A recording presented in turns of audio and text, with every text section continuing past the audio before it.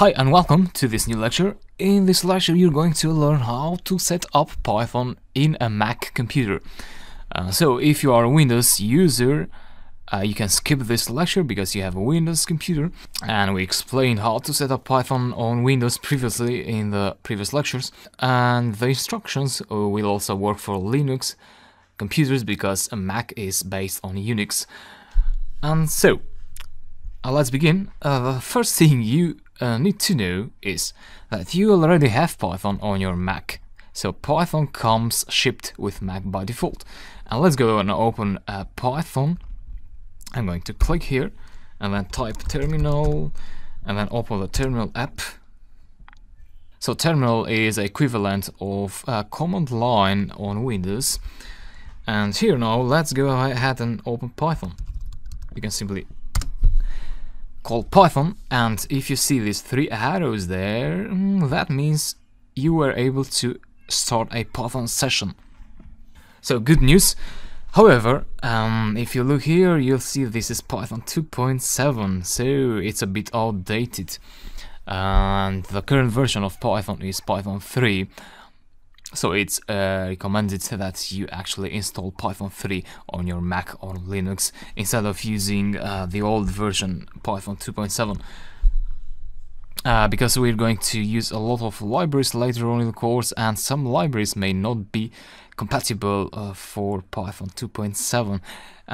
You can still work with Python 2.7 if you take the responsibility to fix errors and compatibility issues that may arise as you learn Python. So it's going to be maybe some extra work. However, I advise you to install Python 3. So I'm going to exit Python 2, the Python 2 session, exit and two brackets, and you go again back to the terminal. To install Python 3, open a browser, and then you should go to python.org,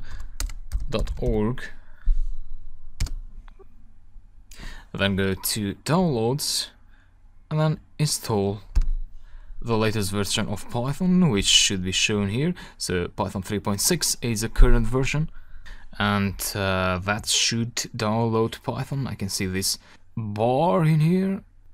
And so please don't uninstall Python 2.7 if you are planning to install Python 3.6, because Python 2.7 is connected to your operating system. So if you uninstall it, you may harm your operating system. So you may get some messy errors there. So simply ignore Python 2.7. So leave it be, don't uninstall it, and simply click on this package that you have just downloaded. You should see the installation wizard. So simply go and click continue, continue, continue again, and read the license if you like. I'm going to go and click on agree, and then install. Provide your username there, your Mac username. Click on install software. And so finally the installation was smooth and it was successful. Click on close.